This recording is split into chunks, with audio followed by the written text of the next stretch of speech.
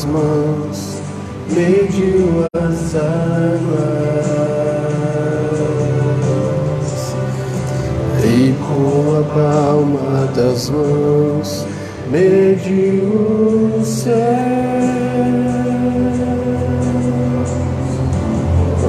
As estrelas todas contadas, e pelo nome chamou todos os céus.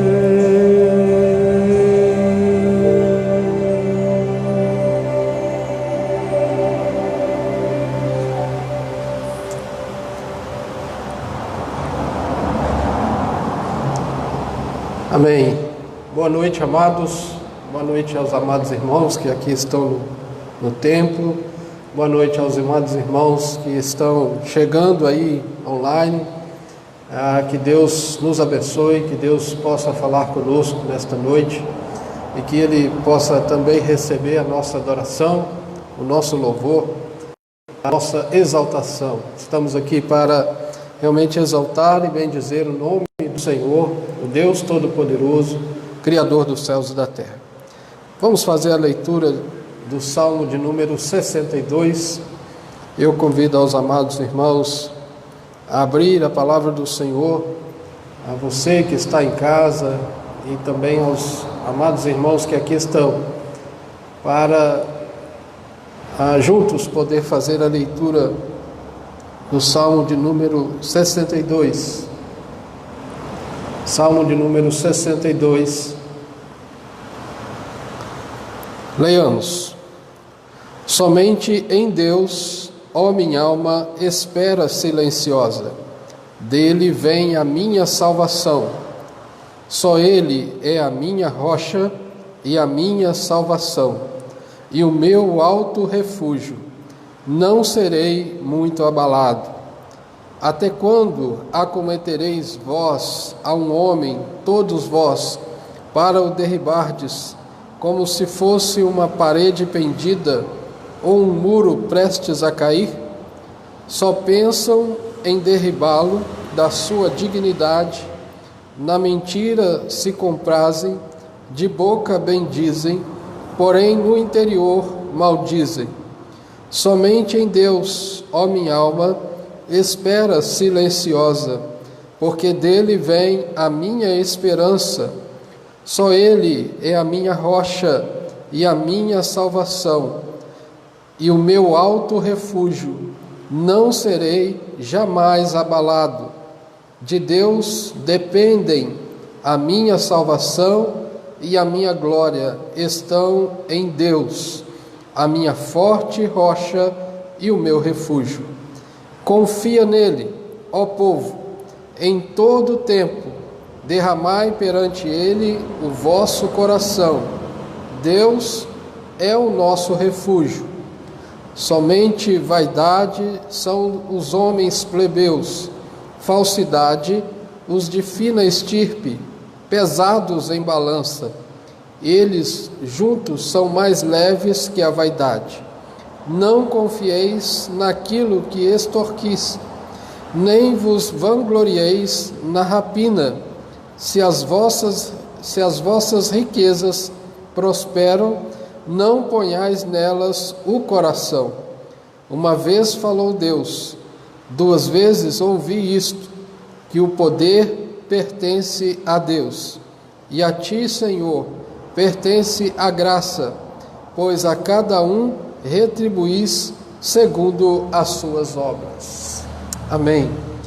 Vamos orar a Deus, vamos buscar o Senhor em oração e vamos exaltar esse Deus Todo-Poderoso.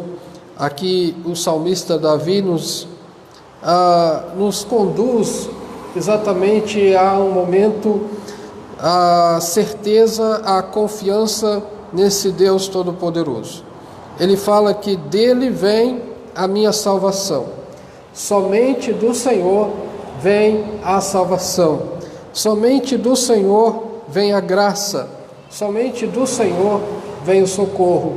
Somente do Senhor vem a providência.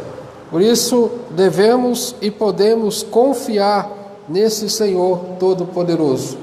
E ele diz isso no verso 8: confia nele, ó povo, em todo tempo.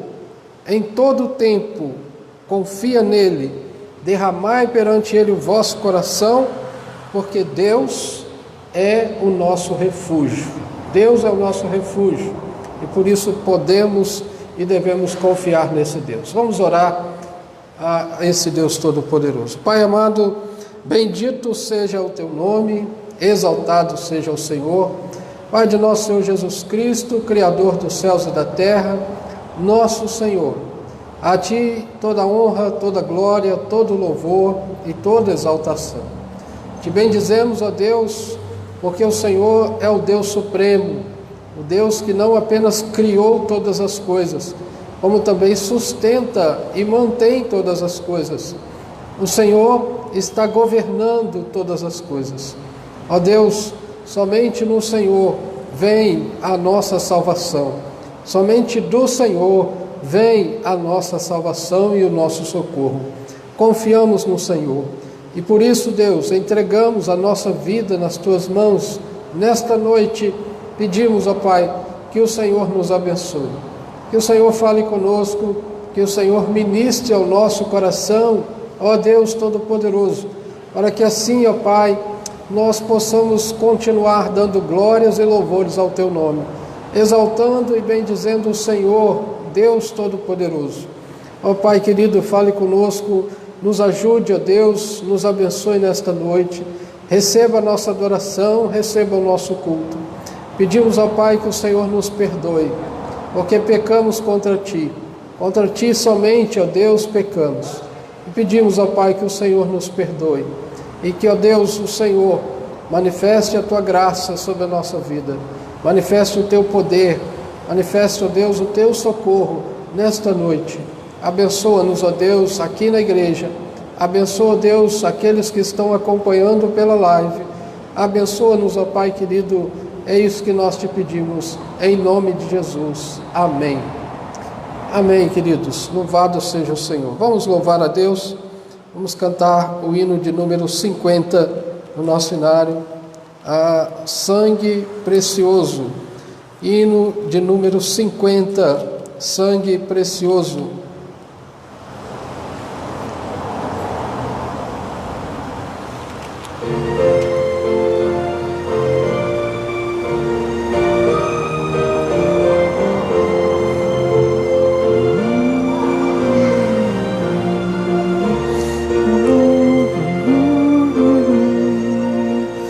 Cantarei a Cristo e seu excelso amor, por nós baixou a terra o grande Salvador. O sangue precioso de Cristo tem valor, das penas da justiça liberta o pecador. Cantarei a Cristo, por nós morreu na cruz, aos pobres pecadores quem salva é só Jesus. O sangue precioso de Cristo tem valor, das penas da justiça liberta o pecador. Cantarei a Cristo, por nós cumpriu a lei, seu manto de justiça alegre vestirei. O sangue precioso de Cristo tem valor, das penas da justiça liberta o pecador.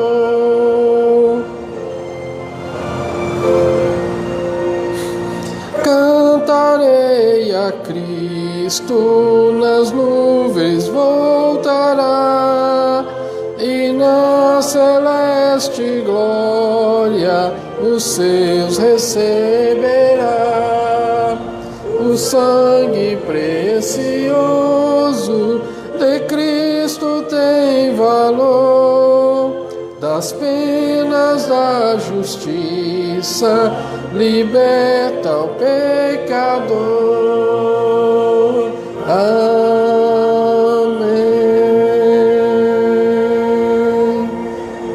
Amém. Louvado seja o Senhor que nos libertou e nos salvou e nos resgatou da maldição, da lei, da escravidão do pecado e nos deu liberdade de poder adorar e bendizer o nome do Senhor.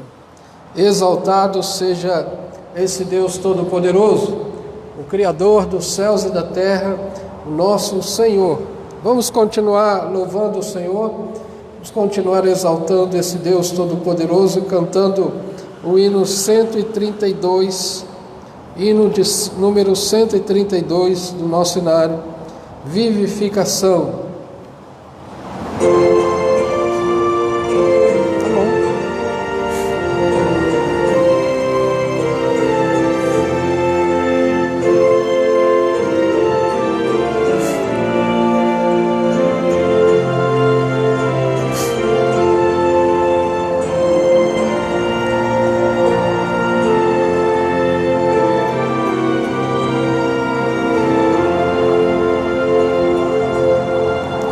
Tu que vi sobre a amarga cruz, revelaste teu amor. Tu que vives, ó Jesus, vivifica no Senhor. Vem, ó vem, Jesus Senhor, nossas almas despertar com teu santo e puro amor. Vem, Senhor, nos inflamar. Ó vem, nossas almas inflamar. Eis o mundo tentador a querer nos atrair. Sem teu fogo abrasador, não podemos resistir. Vem, ó vem, Jesus Senhor, nossas almas despertar com teu santo e puro amor. Vem, Senhor, nos inflamar. Ó vem, nossas almas inflamar. Quantos que corriam bem, de ti longe agora vão. Outros seguem, mas também sem fervor vivendo estão. Vem, ó vem, Jesus Senhor, nessas almas despertar com teu santo e puro amor. Vem, Senhor, nos inflamar. Ó vem, nossas almas inflamar.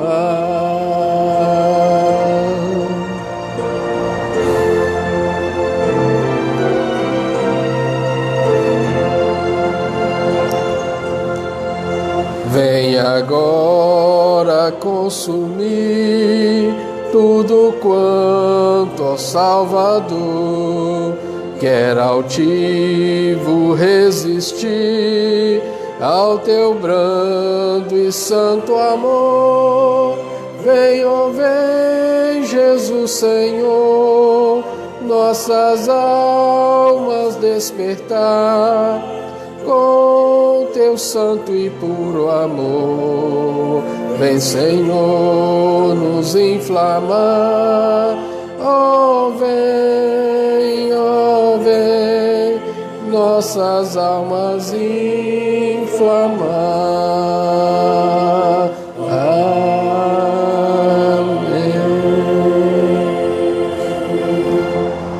Amém. Amém. Queridos irmãos, esse deve ser o nosso clamor, o clamor da igreja hoje. Pedir a Deus, ao Espírito Santo do Senhor, que venha inflamar o nosso coração, que venha realmente colocar chama, acender, reacender, inflamar realmente o nosso coração, o desejo de adorá-lo, o desejo de servi-lo, o desejo de realmente agradar esse Deus Todo-Poderoso, o nosso Senhor e Salvador. Vamos ter mais um momento de oração. Eu vou pedir a nossa irmã Simone que faça uma oração a Deus, nesse sentido, pedindo a Deus que realmente venha inflamar o nosso coração. Pedir ao Fabrício para passar o microfone para ela, por favor, para que os irmãos que nos acompanhem aí na live possam ouvir também. E nós, assim, estaremos clamando a Deus pela nossa igreja, por cada um de nós, pedindo a Deus e o Espírito Santo do Senhor que venha realmente inflamar o nosso coração. Que a irmã clame isso ao Senhor, que possamos realmente orar a Deus nesse sentido agora, em nome de Jesus.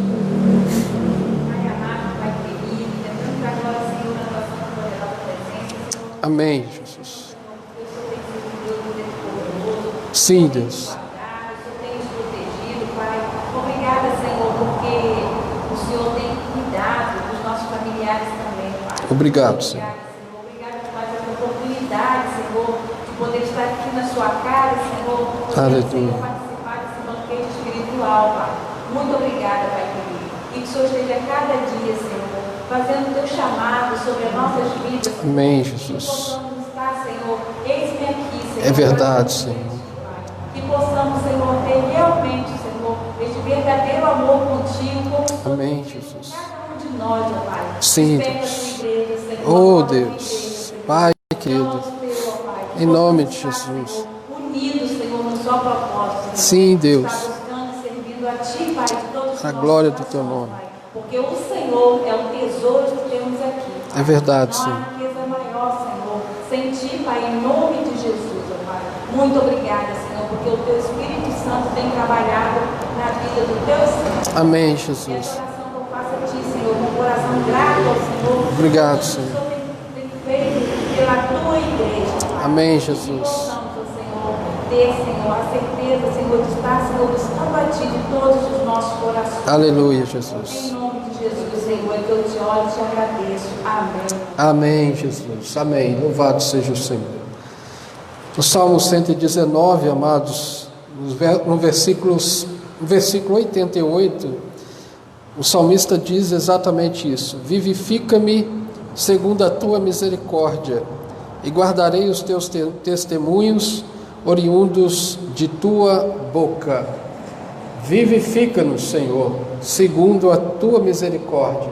Clamamos isto nesta noite, que Deus possa ouvir a nossa oração e o nosso clamor, inflamar realmente o nosso coração, o desejo de adorar, de servir e de exaltar esse Deus Todo-Poderoso. Vamos continuar louvando esse Deus?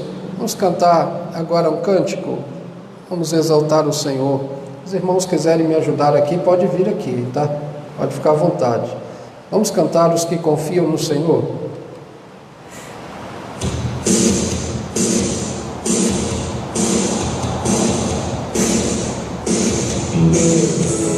Amém, Jesus. Te louvamos, Pai. Exaltamos o Teu nome.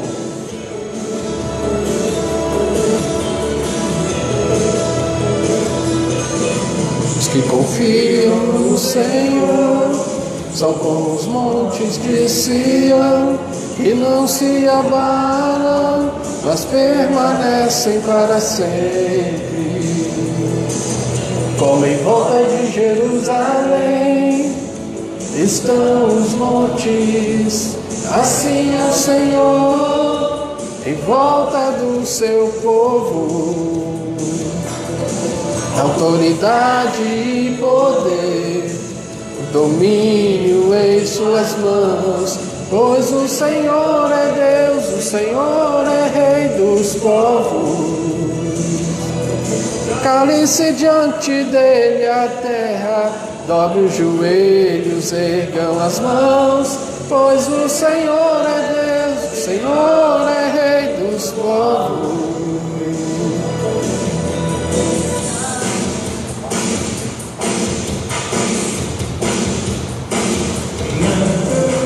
Não dá, sem Jesus não dá. Não dá, sem Jesus não dá, não tem feliz. Sem Jesus não dá para ser feliz. Sem Jesus não dá, não dá. Sem Jesus não dá, não dá. Sem Jesus não dá para ser. Sem Jesus não dá para ser feliz. Sem Jesus, os que confiam no Senhor são como os montes de Sião, que não se abalam, mas permanecem para sempre. Como em volta de Jerusalém estão os montes, assim é o Senhor em volta do seu povo. Autoridade e poder, domínio em suas mãos, pois o Senhor é Deus, o Senhor é Rei dos povos. Calem-se diante dele a terra, dobre os joelhos, ergam as mãos, pois o Senhor é Deus, o Senhor é Rei dos povos. Autoridade e poder, domínio em suas mãos, pois o Senhor é Deus, o Senhor é Rei dos povos.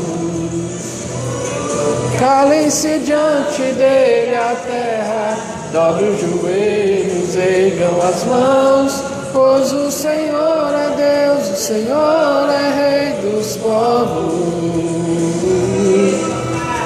Não dá, sem Jesus não dá. Não dá, sem Jesus não dá para ser. Sem Jesus não dá para ser feliz. Sem Jesus não dá. Não dá, sem Jesus não dá. Não dá, sem Jesus não dá para ver. Sem Jesus não dá. Aleluia. Sem Jesus não dá.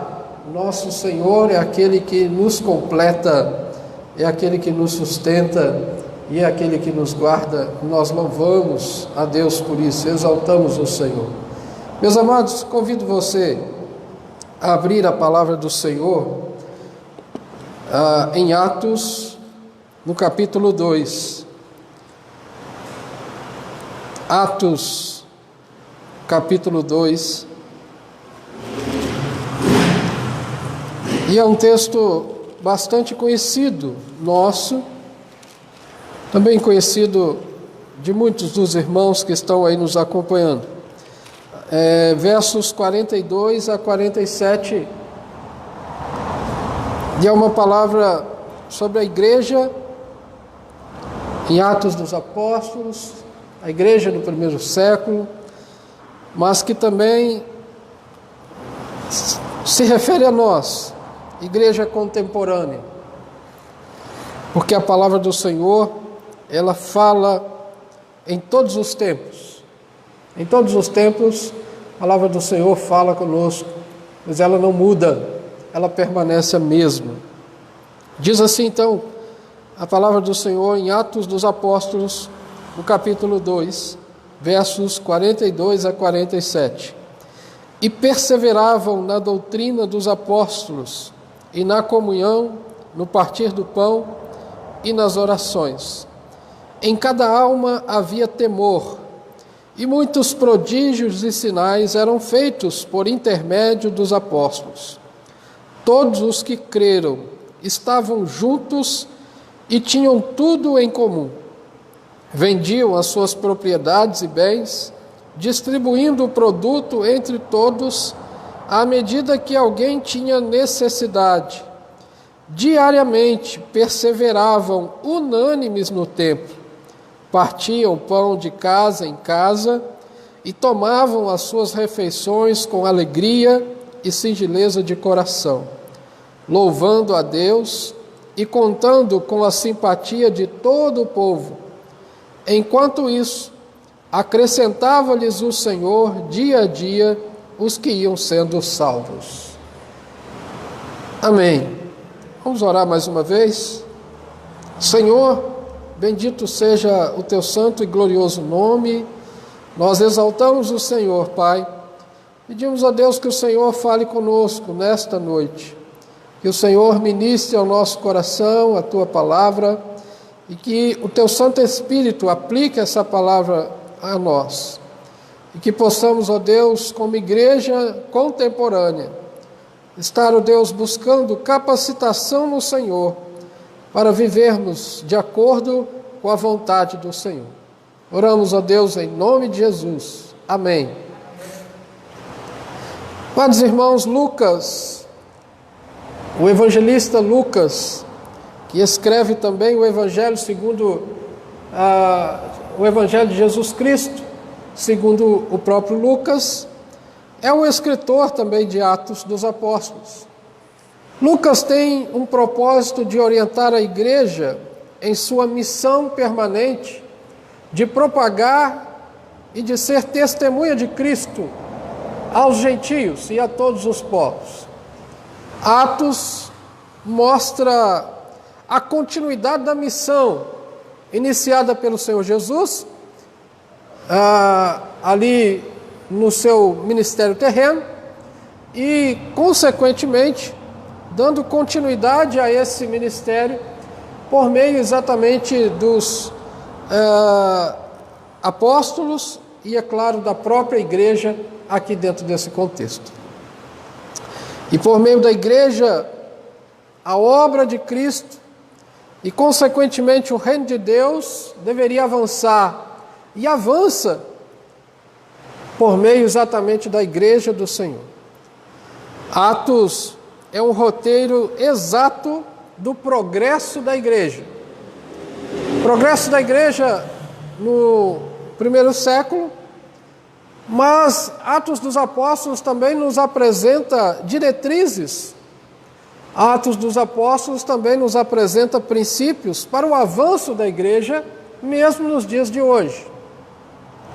E Lucas é extremamente cuidadoso em seu relato, para que não falte nenhum tipo de detalhe, para que nós também, como igreja, pudéssemos então aproveitar e aprender, olhar para o livro de Atos e aplicar sobre a nossa vida como igreja do Senhor, para que assim possamos viver de forma que o Evangelho do Senhor Jesus seja propagado e a igreja então avance na sua obra missionária, no seu caráter missional.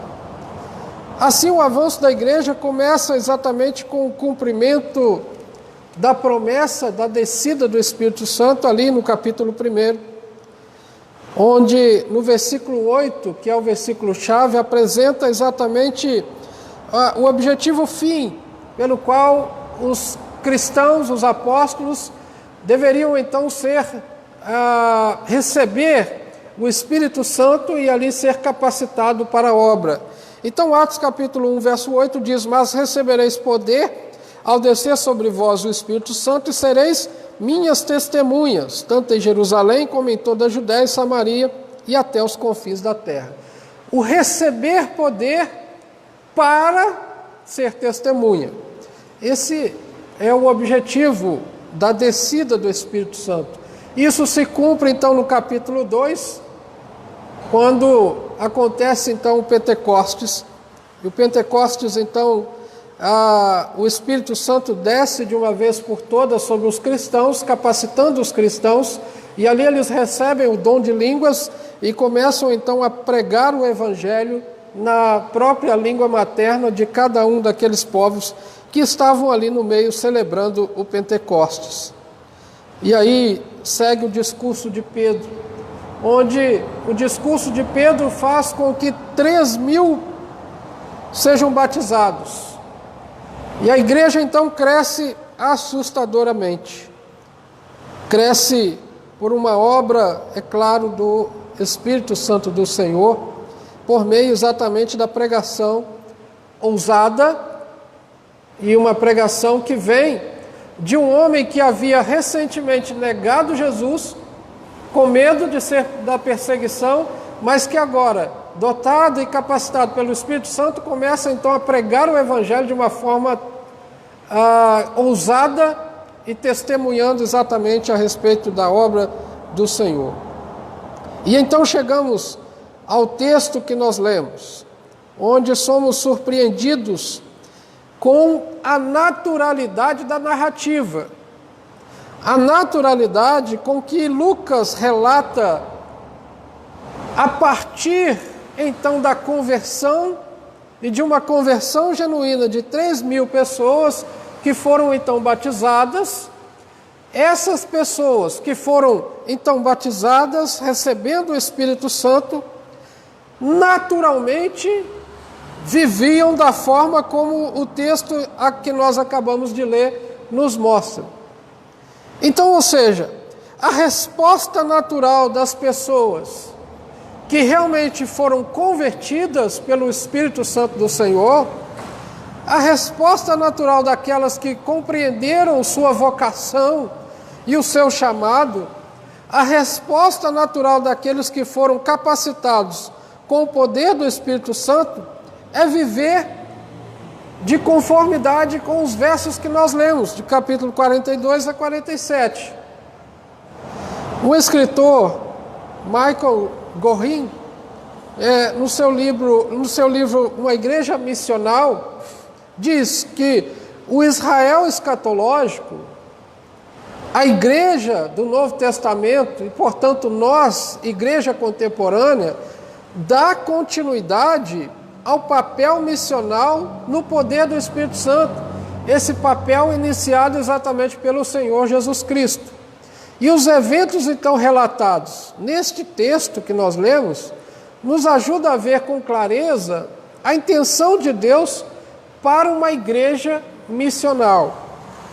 E assim, amados irmãos, eu quero meditar nesta noite e trazer exatamente para nós a meditação como igreja do Senhor, olhando para esse texto, olhando para o texto que nós acabamos de ler, alguns princípios de Deus para que uma igreja seja realmente uma igreja missional, uma igreja que dá continuidade ao avanço do reino iniciada pelo próprio Deus na pessoa do Senhor Jesus Cristo, e dando continuidade por meio do Espírito Santo que agora está sobre nós, igreja do Senhor. Porque a palavra do Senhor diz que todo aquele que confessou Jesus como Senhor e Salvador da sua vida, recebe o Espírito Santo, é dotado do Espírito Santo. E, portanto, nós então já somos capacitados para, com o poder do Espírito Santo e sobre o poder do Espírito Santo, cumprir o chamado de Deus sobre a nossa vida. E o chamado de Deus é que nós venhamos a dar continuidade ao projeto de Jesus, iniciado por Jesus, transferido aos apóstolos, os apóstolos representantes da igreja, que são a igreja ali no primeiro século. Então, quais são esses princípios? Bom, antes de falarmos desses princípios, é preciso olhar para o texto e ver que existe aqui uma palavra significativa para que a gente possa aprender e compreender os princípios. É a palavra perseveravam ou perseverança. Antes de falarmos dos princípios, é preciso entender que todos os princípios que nós vamos falar aqui e relatar foram vividos pela igreja, mas baseado numa perseverança. Eles foram perseverantes, porque não é fácil uma igreja viver da forma como nós estamos vimos aqui, ou da forma como nós vamos ver. e, portanto, precisa haver em nós, haver na igreja, perseverança. Perseverar exatamente no propósito, no chamado e nesses princípios que vamos aqui relatar.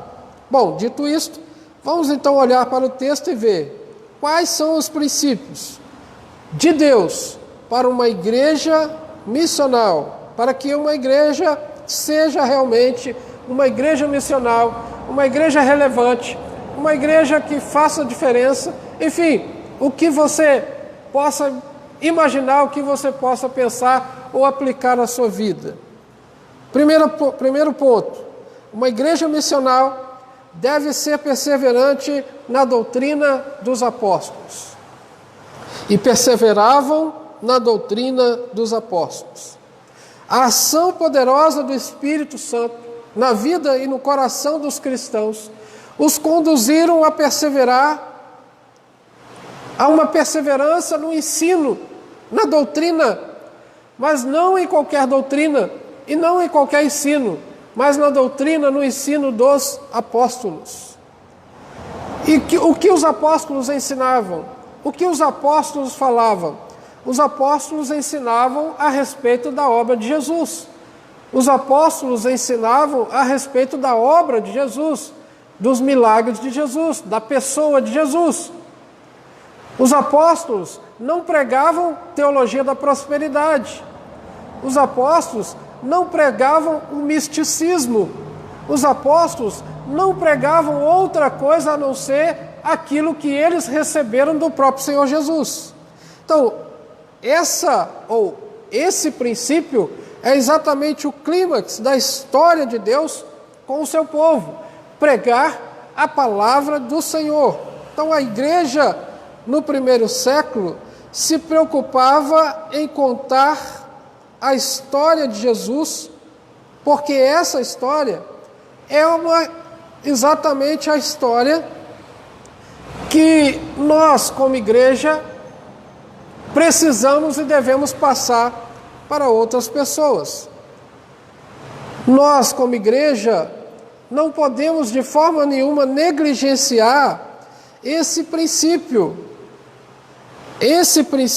que é a marca, ou uma das marcas, que identifica exatamente uma igreja contemporânea, uma igreja relevante, uma igreja que realmente traz diferença e que faz diferença no seu contexto.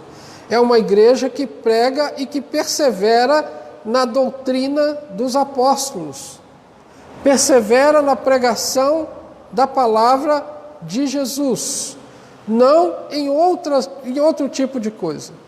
Então, os apóstolos, a igreja, de modo geral, no primeiro século, se preocupava em pregar Cristo, em anunciar Cristo.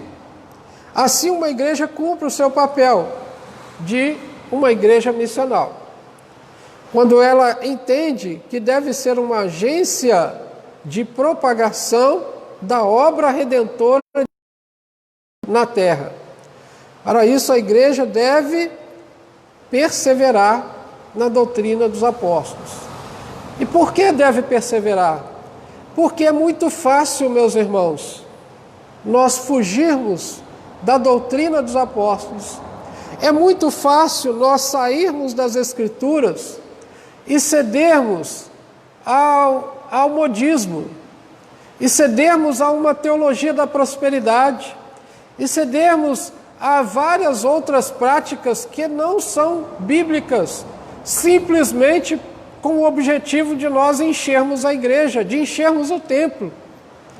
E então a gente começa a trazer ou a florear o Evangelho, ou a trazer coisas, ou a acrescentar coisas ao Evangelho, sendo que isso não é de forma nenhuma necessário, porque o Evangelho do Senhor Jesus Cristo não precisa de nenhum acréscimo. O que nós precisamos é apenas pregar Jesus, anunciar Jesus, falar da obra de Jesus. Assim uma igreja cumpre o seu papel missional. Nós não precisamos de muitas coisas Nós não precisamos de ter uma agenda cheia, uma semana cheia de atividades dentro da igreja. Não precisamos disso. Nós só precisamos que cada crente, que cada membro da igreja entenda a sua vocação, entenda o seu chamado para anunciar Cristo onde quer que ele esteja. Na sua casa, com seus vizinhos, no seu trabalho, na rua, no passeio, na hora de lazer, em todos os momentos. Essa é a nossa missão. O que deve sair da nossa boca é a palavra de Deus. Precisamos pregar e anunciar Cristo. E a igreja, no primeiro século, elas perseveravam na doutrina dos apóstolos, no ensino apostólico. Eles não compactuavam de forma nenhuma com o ensino que fosse exatamente diferente daqueles que os apóstolos receberam do nosso Senhor e Salvador Jesus Cristo. Então esse é o nosso primeiro ponto, para que uma igreja seja realmente uma igreja missional, cumpra o papel dado a ela pelo Senhor Jesus Cristo. Ela precisa perseverar na doutrina dos apóstolos. Segunda coisa, uma igreja missional deve perseverar na comunhão. Em segundo lugar, os que creram perseveravam, dedicavam-se no aumento e na preservação de uma comunhão. A palavra comunhão aqui é koinonia, que traduzida aqui por comunhão denota compartilhamento. E aqui no texto, ela ganha uma expressão no ato de partilhar os bens. Veja o que diz o versículo 44 e 45. Todos os que creram estavam juntos e tinham tudo em comum. Vendiam as suas propriedades e bens, distribuindo o produto entre todos, à medida que alguém tinha necessidade. Essa igreja, ela tinha socorro. Os crentes socorriam uns aos outros. Os crentes ajudavam uns aos outros. Havia irmãos que vendiam as suas propriedades, depositavam o valor aos pés dos apóstolos, para que os apóstolos então distribuíssem àqueles que tinham necessidade. Então essa comunhão era vivida e experimentada por esta igreja, mas eles perseveravam nisso.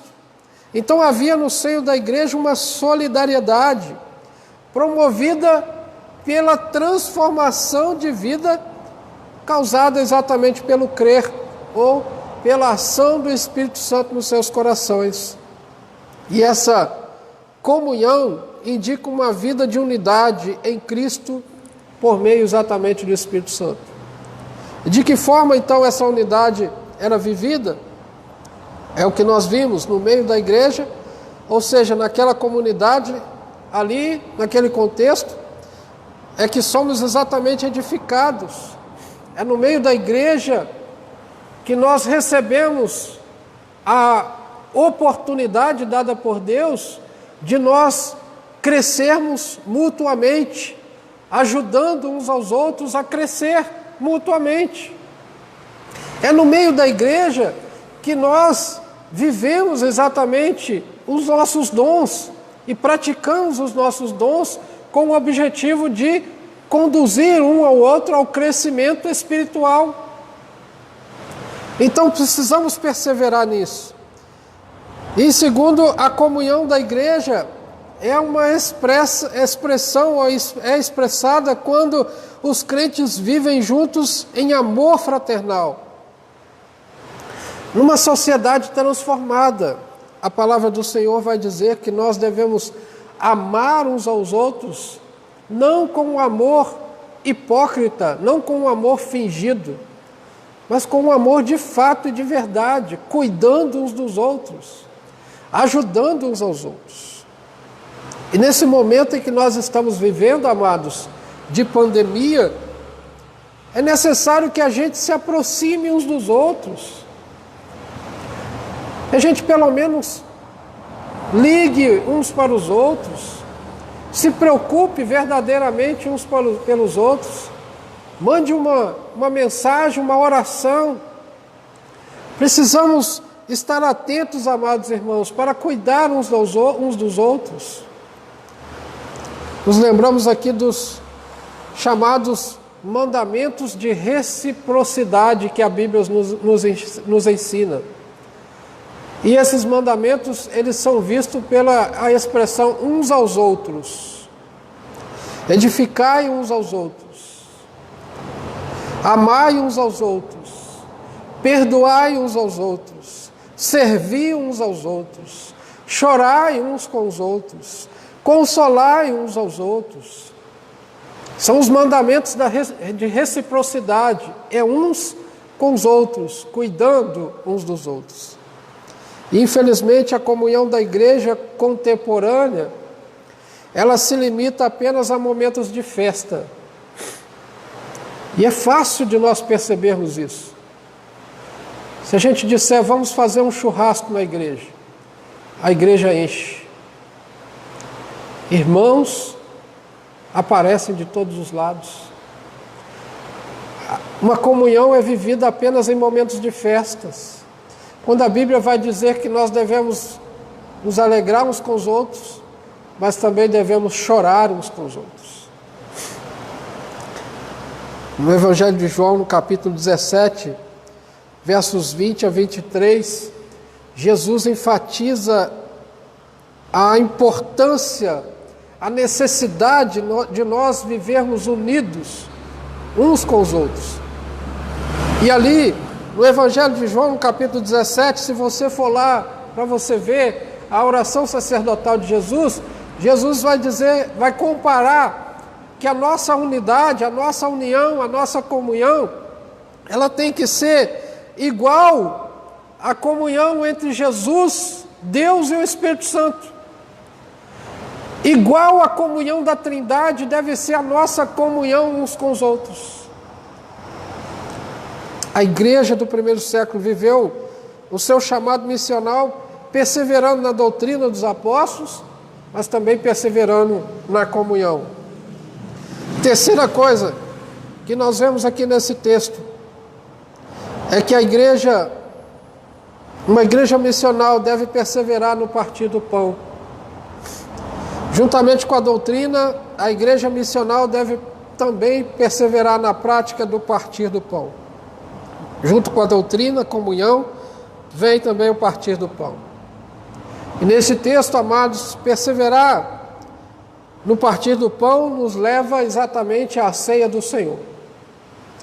A igreja entendia a importância e o significado da ceia do Senhor. Primeiro, a ceia é um meio pelo qual Cristo abençoa a tua igreja, portanto é um meio de graça. E quando a igreja perseverava no partir do pão, ela significa dizer que a igreja se importava com cada um dos irmãos e com aqueles que talvez não estavam participando ou deixando de participar da ceia. A igreja se preocupava com aquilo. Ninguém poderia ser esquecido na mesa. Segundo, a ceia é um momento em que a igreja traz à sua memória o sacrifício de Cristo e, portanto, é também um meio de testemunho. A ceia do Senhor é um momento da igreja testemunhar para os de fora o sacrifício de Cristo na cruz do Calvário para a nossa remissão. A ceia do Senhor é também um momento de renovação da fé, da esperança e da expectativa da volta de Cristo. Então tomamos a ceia. Paulo, instruindo a igreja de Corinto, vai dizer que nós devemos participar desse momento celebrando, relembrando, mas também anunciando a vinda do Senhor Jesus. Então esse é um momento de testemunho. E a igreja, então, contemporânea, a igreja aqui do primeiro século, ela tinha prazer em participar de uma forma correta desse momento sublime de celebração da ceia do Senhor. Portanto, ao celebrar a ceia, a igreja estava testemunhando acerca da obra de Cristo. Estava testemunhando acerca da segurança da salvação em Cristo Jesus. E estava também testemunhando a respeito do chamado de Jesus sobre a vida daquela igreja. Como eu disse, a ceia é um meio pelo qual a igreja recebe poder, capacitação, para também encarnar o seu chamado missional aqui na terra. O propósito de Cristo ter morrido na cruz é relembrado nesse momento tão sublime. E o próprio Cristo edifica a sua igreja, fortalece a sua igreja para dar continuidade ao seu chamado missional.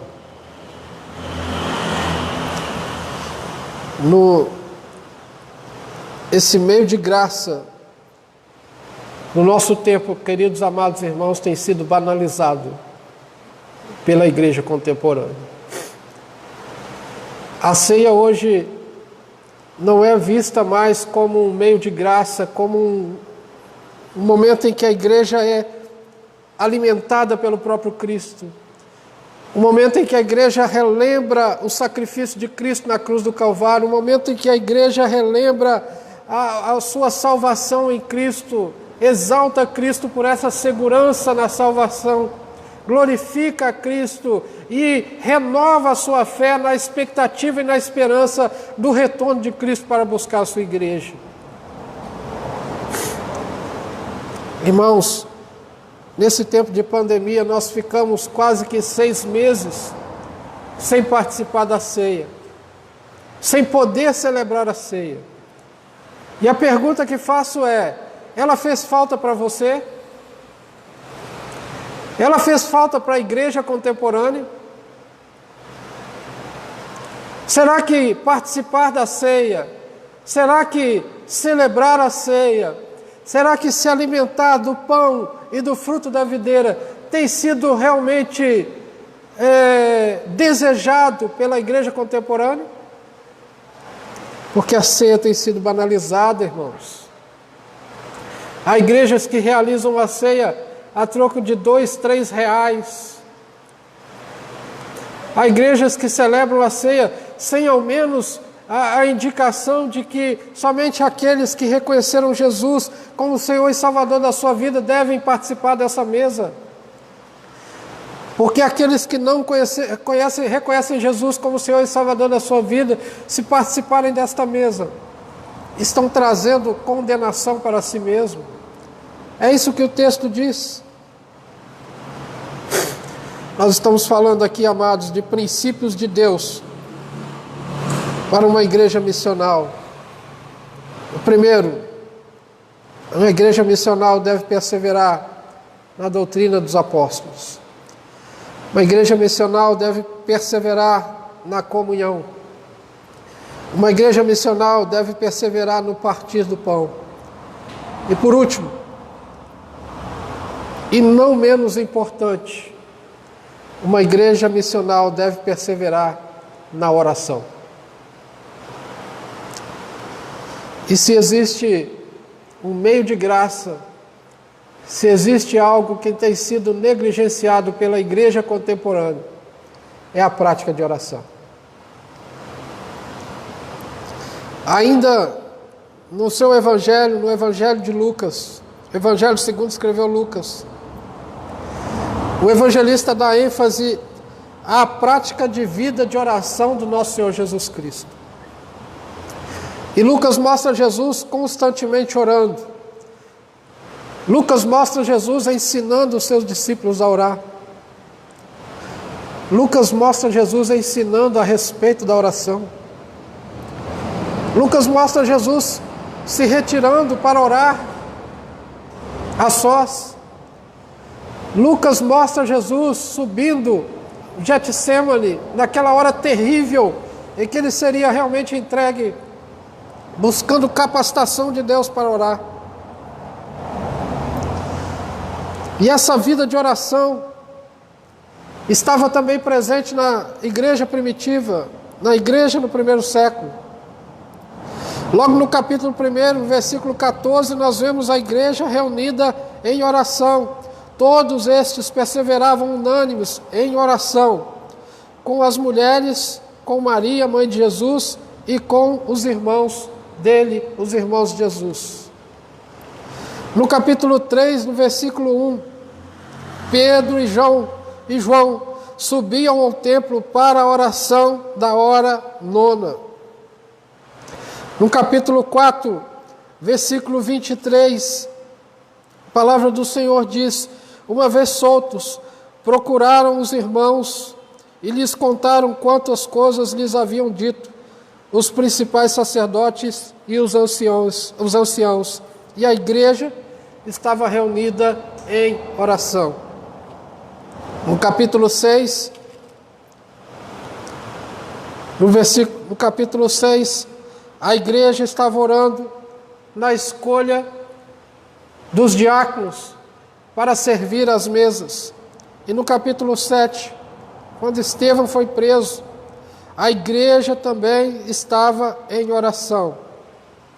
A igreja do primeiro século, a igreja em Atos dos Apóstolos, ela nos ensina, amados irmãos, que se uma igreja quiser ser uma igreja missional nos nossos dias, ela precisa perseverar na oração. Uma comunidade missional precisa aprender a olhar para o Senhor Jesus, e em momentos cruciais na sua vida, Jesus orou ao Pai, clamou a Deus. E se Jesus orou ao Pai, Ele está orando exatamente nos ensinando. A oração nos mostra que nós somos completamente dependentes de Deus e que precisamos buscar esse Deus em oração. A vida de oração da igreja era a expressão de um vívido relacionamento com Deus. Mostra exatamente o relacionamento com Deus. Então a igreja que deseja cumprir o seu chamado na terra, o seu chamado missional, ela precisa ser uma igreja que persevera na oração, amados. E se existe alguma coisa, e se existe um meio de graça pelo qual nós devemos perseverar, é realmente a oração. Nós devemos orar mais, falar menos. Devemos orar mais, agir menos. Devemos orar mais e ter menos projetos, menos planos. Orar mais para depender mais de Deus, para ter mais comunhão com Deus, ter mais intimidade com Deus, ter mais capacitação, vindo exatamente da experiência de oração com Deus. Queridos amados irmãos, meditamos então nesta noite sobre alguns princípios que nos levam a ser uma igreja missional, uma igreja relevante, uma igreja atuante, uma igreja significativa, uma igreja que faz diferença no seu contexto.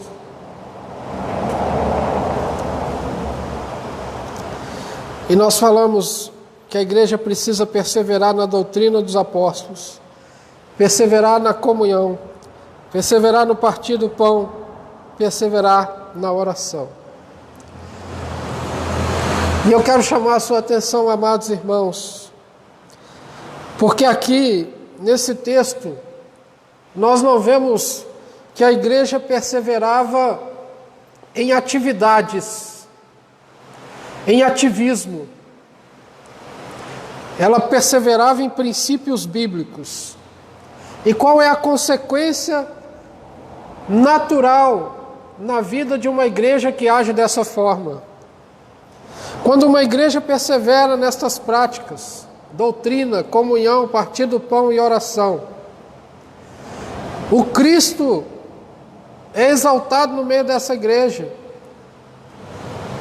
E como Cristo é exaltado, o Espírito Santo age no meio dessa igreja. E qual é o resultado na vida desta igreja? E eu quero que você acompanhe comigo o restante do texto. Veja o que diz o texto, a partir do verso 46. Estou lendo Atos capítulo 2, verso 42 a 47, mas agora os versículos 46, trazendo para nós exatamente o resultado daquilo que acontece na vida da igreja, que persevera na doutrina dos apóstolos, persevera na comunhão, persevera no partir do pão e persevera nas orações. Diariamente perseveravam unânimes no templo, partiam o pão de casa em casa e tomavam as suas refeições com alegria e singeleza de coração, louvando a Deus, leia comigo, e contando com a simpatia de todo o povo. Primeira coisa, a igreja cai na simpatia de todo o povo. Meus irmãos, as pessoas aí fora vão querer ver quem é esse Deus que faz de nós um povo tão alegre, numa comunhão tão edificante, num momento que nós edificamos uns aos outros. Isso, é claro, transpõe as paredes da igreja. As pessoas começam a olhar e ver, tem algo diferente no meio daquela igreja. Nós caímos na simpatia do povo. Caímos na simpatia do povo. Essa é a primeira coisa. Segunda coisa, segue comigo o verso 47. Enquanto isso, acrescentava-lhes o Senhor dia a dia os que iam sendo salvos. Tem evangelismo aqui? Claro que tem. A vida da igreja, o viver naturalmente da igreja, daqueles convertidos, fazia com que o próprio Deus acrescentava dia a dia os que iam sendo salvos. Dia a dia, aquela igreja recebia mais membros. Dia a dia havia crescimento espiritual, mas havia também crescimento numérico. E aí, meu irmão, meu amado irmão, você que está aqui nesta noite, você que está nos acompanhando, sabe o que esse texto nos ensina? Que qualidade gera quantidade. Esse negócio, meu amado irmão, de que nós somos uma igreja pequena, mas nós temos qualidade, tem alguma coisa errada. Porque se tem qualidade e não cresce, porque o próprio Deus diz isso. Ele diariamente acrescentava o número dos salvos. Então nós estamos falhando em alguma área. Nós estamos errando em algum ponto. Se não há dia a dia acrescentando, Deus não está acrescentando salvos à nossa igreja, nós estamos errando em algum ponto. Ou na doutrina dos apóstolos, ou na comunhão, ou no partir do pão, ou nas orações. Em algum ponto nós estamos errando. Porque se nós agimos dessa forma, o texto, a narrativa do texto, ela é natural. Ela vai nos dizer, dia a dia, ia acrescentando o Senhor os que iam sendo salvos. E essa igreja caía na simpatia do povo. O povo gostava dessa igreja. O povo queria estar dentro dessa igreja. O povo gostava dos membros desta igreja. O povo gostava de estar ali. A igreja caiu na simpatia do povo. Então, meus amados, eu quero pedir a você que você faça uma reflexão. Fazemos então uma pergunta. Se não estamos crescendo, será que não é porque estamos falhando em alguma área? Faça uma reflexão você. Que tipo e qual dessas áreas você está errando? Porque lembre-se, você é a igreja. Não adianta você transferir para outro. Não adianta. Porque você é a igreja. Eu sou a igreja. E se a igreja não está crescendo, eu também estou errando. Porque eu estou dentro da igreja. Nós somos um corpo. No que nós estamos falhando? Em qual área nós devemos caminhar? Em qual área nós devemos pedir perdão a Deus? Senhor, eu estou falhando na comunhão. Senhor, eu estou falhando na ceia. Eu preciso desejar participar melhor desse momento. Senhor, eu estou falhando na oração. Eu estou orando pouco. Não estou orando nada. Eu não oro pelo Fabrício, eu não oro pela Andresa, eu não oro por ninguém da minha igreja. Não, eu estou falhando. Eu não tiro tempo para estudar a Bíblia, para ler a Bíblia. Eu não tiro tempo para ter um estudo devocional. Não, eu estou falhando. Eu estou errando. Primeiro, essa reflexão pessoal. Segundo, é uma reflexão como igreja. O que nós, como igreja, estamos falhando? Porque o mais interessado que a igreja cresça é Deus. Deus quer que a igreja cresça. Deus quer que o seu reino avance.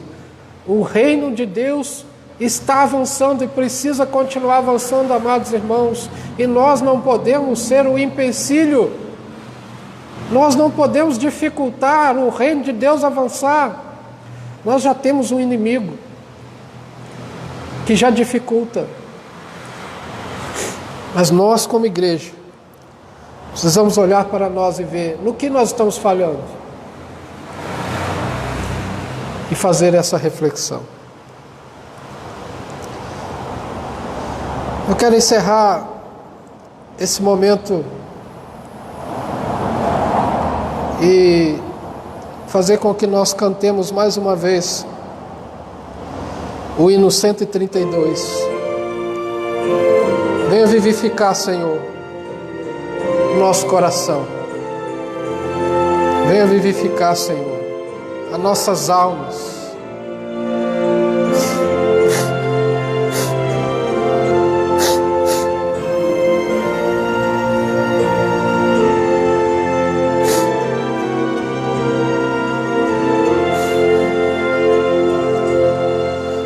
Tu que sobre a amarga cruz revelaste teu amor, tu que vives, ó Jesus, vivifica no Senhor. Vem, ó vem, Jesus Senhor, nossas almas despertar com teu santo e puro amor. Vem, Senhor, nos inflamar. Oh, vem, nossas almas inflamar. Eis o mundo tentador a querer nos atrair. Sem teu fogo abrasador, não podemos resistir. Vem, ó vem, Jesus Senhor, nossas almas despertar com teu santo e puro amor. Vem, Senhor, nos inflamar. Ó vem, nossas almas inflamar. Quantos que corriam bem de ti longe agora vão, outros seguem, mas também sem fervor vivendo estão. Vem, ó vem, Jesus Senhor, nossas almas despertar com teu santo e puro amor. Vem, Senhor, nos inflamar. Ó vem, nossas almas inflamar.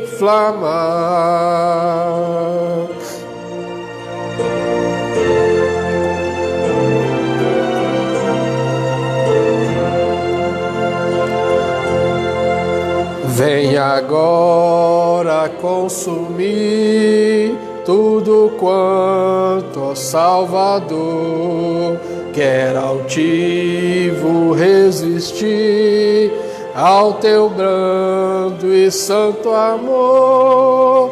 Vem, ó vem, Jesus Senhor, nossas almas despertar com teu santo e puro amor. Vem, Senhor, nos inflamar. Ó vem, nossas almas inflamar. Amém. Louvamos o teu nome, Senhor, e bendizemos a ti. Te agradecemos, ó Deus, pela tua palavra. Vem, Senhor, nos inflamar. Vem, Senhor, em nome de Jesus.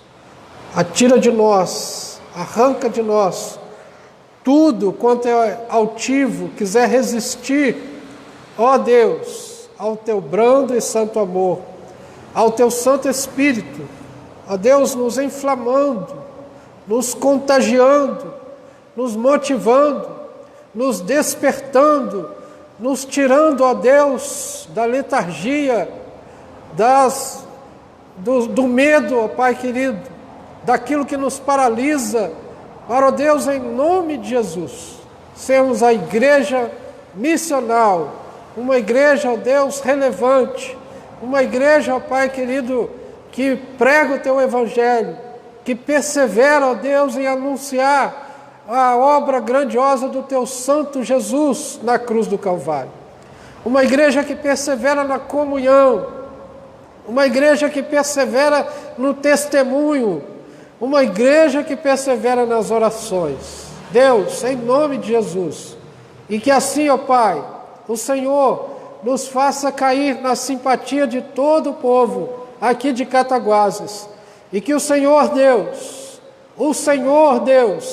acrescente dia a dia o número de salvos, ó Deus, a esta igreja, para a glória e louvor do teu nome.